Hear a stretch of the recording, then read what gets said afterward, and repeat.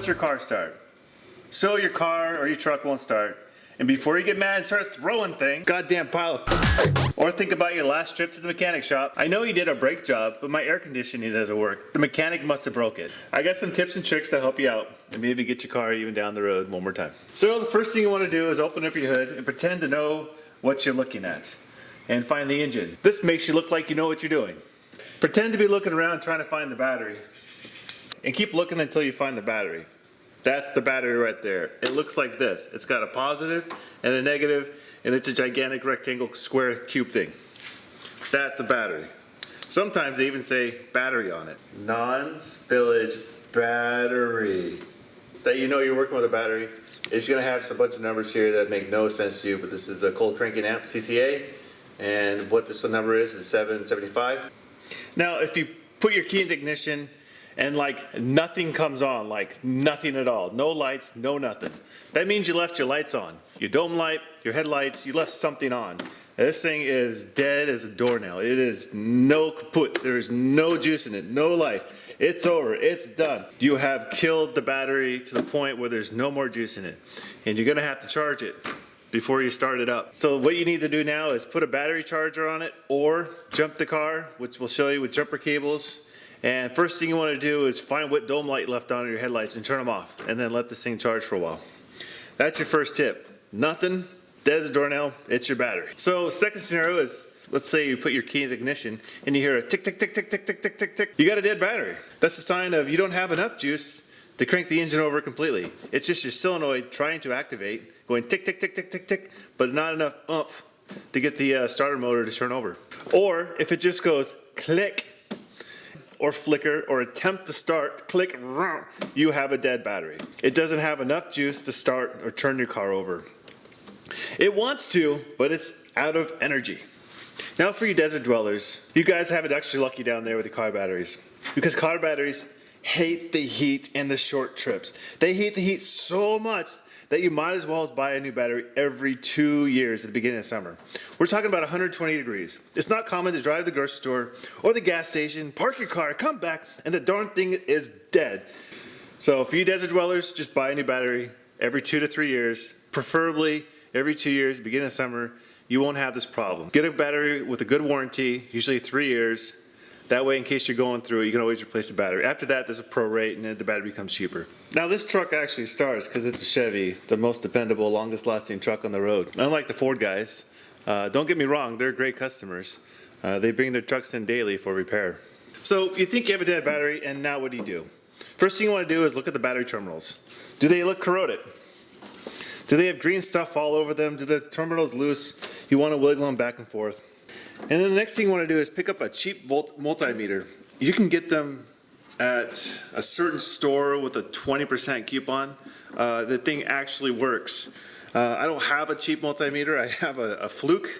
This is probably the best multimeter you can buy as far as I'm concerned. But let's go ahead and check your battery. We want to check for 12 volts. So what you want to do, so this is my multimeter, and right now it's on off.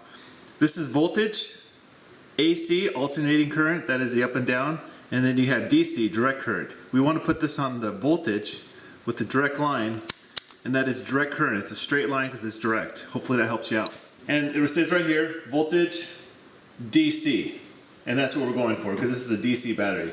AC is something for your house, DC is for your car. So if you want to know if you have a bad battery, you take your negative cable, for me this is my negative clamp, and your positive, and you just want to touch the terminal. I have 12.53.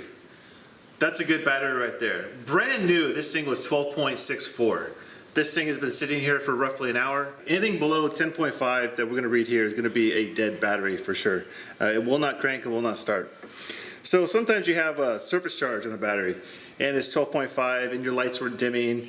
You can do a little test. We're going to go ahead and stick this on here, kind of wedge it in there a little bit. And if I start my truck and this voltmeter reads below 10.5, we got a dead battery. So let's go and do that check.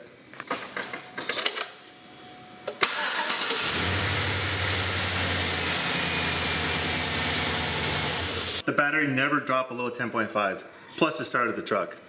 If you sit and you're cranking and it goes won't, you're gonna watch this battery voltage go down to like almost 8 or even less. So now if the vehicle just goes click and nothing dims, no dome light, your headlights, nothing's dimming, but your starter just goes click, it's your starter, not your battery. And the reason is your starter actually has a solenoid in it that goes click, but if it doesn't contact enough, it can't actually turn your starter armature enough to actually pull any juice out.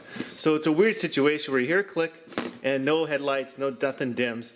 You're actually not pulling any battery juice out. It's actually your starter itself. A little trick you can do is actually hammer it. If you're in the middle of nowhere, grab a rock or a hammer and actually tap on your starter, and hopefully it'll dislodge it enough to actually get your starter to go one more time and get you to the parts store, get you the parts you need, or whatever you need to do. If there's two people around, you can actually have that second person hold down the key switch while you tap it, and that's a little more effective, and that gets you out of from being stuck and having to do a tow truck. Now, if you find that your engine actually cranks over and over and over again, and it doesn't actually start, you know your starter's good, and you know your battery's good, the thing's turning over, and it sounds good, is actually you probably have possibly a fuel problem, especially if this thing just ran yesterday and now it does it and ran fine, is you might have a blown fuse. So there's two areas to check your fuses. You have one underneath the hood here and actually one inside the cab. And those are the two main areas. The one under the hood is going to be for your ECM, mostly for your fuel. What you want to do is follow your chart and look for the one that says fuel pump. Go ahead and pull that fuse out. What you're looking for in a fuse is to make sure that that piece of little metal in there is actually not blown out, that it's still connected.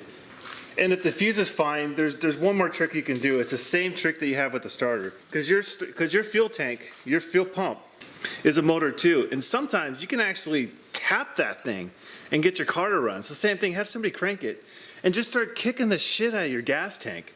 I've actually gotten a couple vehicles to start that way. A lot of times a vehicle will come in and they'll tow the truck in or the car and it just magically starts. And the strangest thing is because of all that sloshing and having it on the tow truck and jumping around, it actually keeps that fuel pump. It dislodges it just enough to actually get that fuel pump to turn over one more time.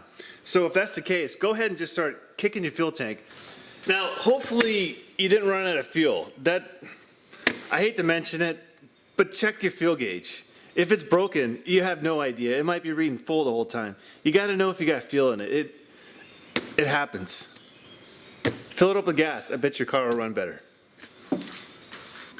Now, something that always happens whenever you start up a car is you just crank the key on and it's indicating all your lights. It's indicating that you have a check engine light. Now, I don't have a check engine light. I don't have a check engine light at all. But it's always going to be on until I start the car. So don't freak out if you start your car and it doesn't run. It may not be the check engine light. And the only way to check the check engine light is to actually have a scan tool. So don't freak out if you see a check engine light and your battery's dead and you think you got to bring it in. Get your battery checked, get your starter checked. Do these checks before you bring it to a dealership, and hopefully the stuff will save you some money. So what we're doing here is I'm going to show you how to charge your battery. This is my battery charger. Two ways to do it. There's trickle charge, and then there's also a way to charge it faster. All chargers come with some instructions. Mine are taped up here as far as doing a quick start. Put your positive on first and put your negative on second. One, I have 3 amps. There's an indicator there, so it's 3. Or I could do it at 12 amps. And I could do a standard battery or an AGM. If you have an AGM, it's gonna have a sticker on there that says AGM. I'm charging 12 volts and percentage is 63%. So when this thing is done, it will be at 100%. So we're gonna jump start a car and we're going to hook up to this truck and charge the battery that's sitting over there on the counter. These are jumper cables. Okay, so let's go ahead and we'll charge up a battery. So first thing I'm gonna do is a positive battery cable. Stick that on the positive terminal. Red is positive, terminal is red, positive battery. Negative, negative battery cable. Black, black, negative, black. Put your negative on last. There you go. Now we're gonna go way over here, and we're going to charge this up. And we're going to charge this up. Trick. Don't ever do that, that's bad. So positive first, then our negative. That's it, and we are charging now. And make sure when you're jump starting that you actually have the other car running that you're trying to jump start with. So the alternator is actually charging up the other battery. It helps a lot. So on a more serious note, if you're actually stuck somewhere, feel free to call somebody. People will help in a time of need. Call your mom, dad, boyfriend, girlfriend, husband. Just call anybody. People will help, especially if you have kids. This is the dad of me talking. So it's always good to have battery cables in your car. What I do is I keep one in every car, and then in my wife's car, I wrote a note, a real simple one for jumping a car. Red on red, black on black. So you can't go wrong. Come on, guys. Anyway, hope you liked the video. Like, subscribe.